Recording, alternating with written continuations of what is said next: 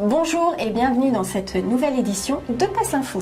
Bonjour à tous. Alors, cette semaine dans l'actualité nationale, nous développerons un sujet sur le président de la République, ensuite une petite note d'agriculture sur les OGM et pour finir, nous parlerons de Maastricht. Nous continuerons avec l'international. Un premier sujet parlera du FBI en Algérie. Puis nous entamerons un sujet sur l'Europe paramilitaire et nous terminerons avec un Iranien dans l'espace. Et après quelques brèves... Un le saviez-vous qui vous emmènera aux États-Unis. Actualité nationale, le président de la République. La politique internationale du nouveau chef de l'État ne risque pas de changer par rapport à celle de son prédécesseur. Lors de la campagne présidentielle, le site d'information Tribune Juive recueillait un entretien avec le nouveau président de la République, François Hollande. Ce site l'a questionné sur sa vision de la politique extérieure de la France face au conflit israélo-palestinien. Hollande a affirmé qu'il se rendra en Israël en cas de victoire. Ce voyage fera partie de mes projets, dit-il. Ensuite, celui-ci, qui était encore le candidat socialiste, a précisé sa vision de la paix israélo-palestinienne. Deux États voisins et souverains, dont chacun respecte la légitimité de l'autre. Enfin, il a fini sur l'Iran afin de faire plaisir à son auditoire par ces mots. Je considère que l'Iran est une menace, que l'Iran, dans la mesure où elle cherche à disposer de l'arme atomique à des fins militaires, l'Iran doit être sous pression, elle l'est, elle doit être encore davantage, des sanctions. Il se dit également opposé au boycott des produits israéliens qui, selon lui, est illégal et qui ne sert pas à la cause de la paix. Agriculture à présent, un organisme génétiquement méconnu. Selon le site de la Confédération paysanne, le gouvernement vient d'envoyer pour avis à la Commission européenne un projet de décret autorisant la commercialisation sans aucun étiquetage de semences de maïs contenant jusqu'à 0,1% d'OGM. Actuellement, la réglementation européenne refuse la moindre contamination OGM des semences conventionnelles dès le seuil de détection. Des agriculteurs français constatent régulièrement des taux de contamination de leurs récoltes supérieurs à ceux des semences, même en l'absence de toute culture OGM à proximité de leurs champs. On a l'impression que le dernier gouvernement Fillon a tenté ainsi de satisfaire clandestinement les appétits de l'industrie semencière qui veut priver la population française de tout produit totalement sans OGM. Ni le Conseil des biotechnologies, ni les agriculteurs, ni les consommateurs n'ont été consultés ou informés de cette initiative découverte sur le site de la Commission européenne par l'association InfoGM. La liberté de cultiver et de consommer sans OGM est une liberté fondamentale inscrite dans la loi française depuis 2008. Elle ne pourra jamais être respectée si les semences sont déjà contaminées. Et notre dernier sujet, le super Maastricht. Le 2 mars 2012, 25 chefs d'État et de gouvernement ont signé un nouveau traité européen que l'on a appelé le Super Maastricht. Ce traité, qui s'inscrit dans la constitution de la règle d'or, a pour but l'obligation constitutionnelle de l'austérité. Elle donne tout pouvoir aux autorités de Bruxelles pour dépêcher en France des émissaires chargés de dicter leurs plans. Elle se traduirait dès 2013 par au moins 80 milliards d'euros de coupes dans le budget de la nation, soit plus que le budget de l'éducation nationale. Reste à voir maintenant si le président de la République se pliera aux directives européennes ou s'il aura le courage de remettre en cause ce traité de Super Maastricht. Dans toutes les capitales, au-delà des chefs de gouvernement et des chefs d'État, il y a des peuples qui, grâce à nous, espèrent, regardent vers nous et veulent en terminer avec l'austérité. Voilà mon message. Vous êtes bien plus qu'un peuple qui veut changer. Vous êtes déjà un mouvement qui se lève partout en Europe et peut-être dans le monde pour porter nos valeurs, nos aspirations et nos exigences de changement. Merci, merci à tous. Merci. International à présent avec le FBI en Algérie. Oui, alors le directeur du FBI, Robert Mueller, a rencontré jeudi 26 avril 2012 à Alger des responsables de la sécurité et de la justice.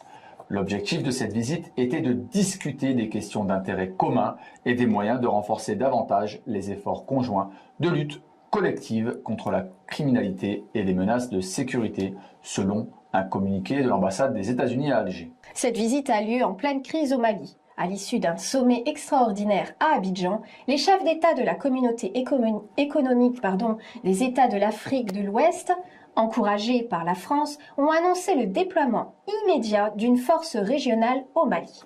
Dans son allocution d'ouverture de cette réunion, le président ivoirien Ouattara a souligné jeudi que la sécurité de l'Europe et des États-Unis commence désormais au Sahel et dans le golfe de Guinée.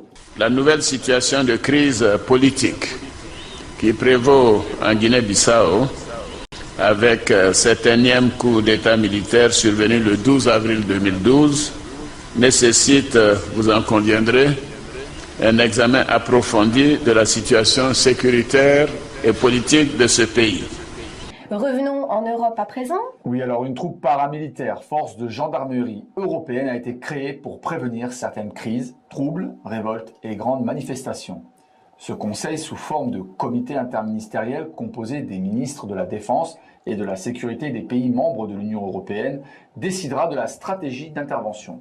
Eurogentfor, de sa vraie appellation, rassemble tous les pouvoirs et moyens militaires, policiers et services secrets associés avec des troupes nationales de police et d'armée. Il sera mandaté par une cellule de crise interministérielle dans chaque pays européen. Et maintenant, un Iranien dans l'espace. Lors d'une conférence qui s'est tenue dans une université en Iran, M. Fadeli, président de la Fondation iranienne pour l'espace, a dévoilé les derniers programmes de la Fondation pour l'espace, comme l'envoi dans les 3 mois d'un être vivant dans l'espace. Le président a déclaré, je cite, que le lancement du satellite Fajer s'inscrit dans le cadre des manœuvres réalisées à haute altitude. L'une des caractéristiques de ce satellite est sa longévité qui dépasse tous les autres. Fin de citation. Quelques brèves à présent avec la déclaration de Griffin Tarpley. Selon divers sites internet, l'auteur et historien Webster Griffin Tarpley, dans une interview avec Presse TV, explique que les États-Unis ont envoyé des escadrons de la mort en Syrie. Ces escadrons attaquent les populations avant que les États-Unis n'envahissent le pays. M. Tarpley a expliqué que la situation actuelle en Syrie est le signe que l'OTAN cherche à intervenir militairement dans ce pays en essayant de déclencher une guerre civile à partir de l'extérieur. Affaire de mœurs aux États-Unis, prostitution de mineurs. D'après un journaliste du New Times aux États-Unis, la plus grande plateforme du trafic sexuel Backpage aurait un rôle majeur dans la prostitution des mineurs et administrerait les annonces pour les escort girls. La démarche de la justice ou de parlementaires tenterait d'y mettre un terme. Une affaire judiciaire serait notamment en cours à New York. Ce site est la propriété de la société Village Voice Media, mais surtout des sociétés financières parmi lesquelles figure Goldman Sachs dans une proportion de 16%. Cap vers l'entité sioniste. L'ancienne chef du parti d'opposition israélienne, Tzipi Livni, a présenté sa démission au président de la Knesset. Elle a déclaré, je cite, qu'Israël est sur un volcan. L'horloge internationale tourne et l'existence d'Israël en tant qu'État juif et démocratique est en danger de mort. Fin de citation. Pour se rendre compte de cela, les rapports du service israélien de la sécurité intérieure ne sont pas nécessaires. Israël revendique Jérusalem. Oui, tout à fait. Selon les médias israéliens, le site officiel des Jeux Olympiques de Londres a enlevé les noms des capitales des pays participants après la désapprobation d'Israël. Et ceci du fait que Jérusalem était inscrit comme capitale de la Palestine. Le comité des Jeux Olympiques israéliens, qui a protesté auprès des organisateurs, a affirmé que la Palestine n'a même pas le statut d'État. Notre brève insolite. Alors cette semaine, notre brève insolite est un petit peu morbide. Patrick Favot, à la tête de l'agence des pompes funèbres byzantines, a commercialisé des cercueils en carton car les gens n'ont plus les moyens d'enterrer leurs proches suite à la crise. Dans son catalogue, on peut lire, d'après diverses sources, qu'il est très léger. On peut le capitonner comme un autre cercueil ou mettre du papier crépon si l'on veut rester dans le papier. Il est écologique et peut aussi supporter des poids tout à fait importants. Son prix est de 400 €, c'est-à-dire 15% moins cher qu'un modèle en bois. Et maintenant, nous vous laissons avec votre rubrique Le saviez-vous, cap vers les États-Unis.